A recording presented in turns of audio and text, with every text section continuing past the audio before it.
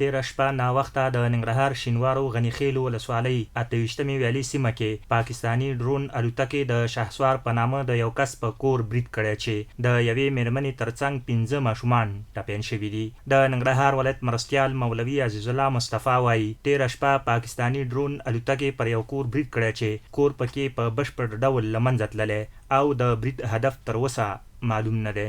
دغه غمجنه پیښه بیګا شپه 11 بجې د پاکستاني ډرون الوتکو له خوا نه د دوه مزایلو په واسطه باندې منځته راغله چې زموږ د یو هیوادوال کور پکې ویجاړ شو. تقریبا د شپږو په تعداد باندې چې هغې کې یوه زنانه او ماشومان هغه زخمیان شوي دي.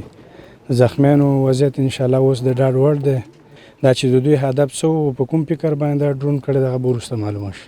د ولایت مرستیال دغه راز د ویجاړ شوي کور له خاوند سره د نغدي مرستې ترڅنګ د نورې مرستې ډاډ هم ورکړ. شهسوار چې پر کور یې د ډرون برید شوی وایي د شپې 11 بجې وې چې پر کور یې برید وشو. برید کې کور په بشپړ ډول ویجاړ شوی او اولادونه یې ټپیان شوي دي. بیګا شپې 11 بجې کم زیات ټیم و چې په د اسمان کې یو جز را پیدا شو. غرار مو واورېد. زه خپله باندې په ډیره کې راسره یو میلمه و. زه خپله د میلمه سره بار څملاستمه خو چې څنګه په د جز غرار را پیدا شو بس غرار یې سره یو درز شو.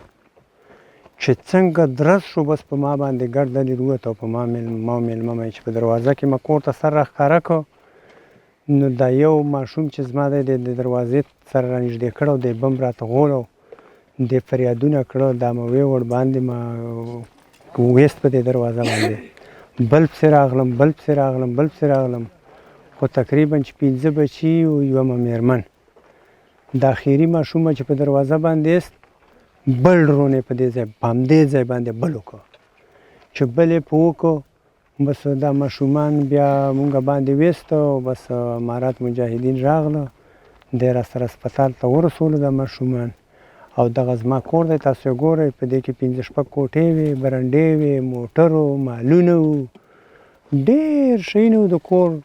هغه ټول اسباب تاسو ګورئ په بشپړه توګه د منځه تللي. بلخوا د سیمې اوسیدونکی عالمګیر وایي دغه کس چې پر کور یې برید شوی غریب کاره کس دی. وایي برید په کلکو ټکو غندي.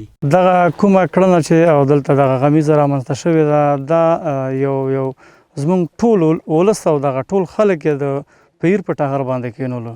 موږ دا په کلکو ټکو باندې غندو او دغه بشرپاله چې دا سورې وایي اسلام نړیواله ټولنه موږ په دوی باندې غږ کوو چې تاسو ولې دا په دغه خلکو باندې غږ نه کوئ. دغه تاسو ولې نه رانیسئ چې دلته زموږ په د افغانستان په زموږ په دغه خاوره باندې دوی بار دغه تیری کا.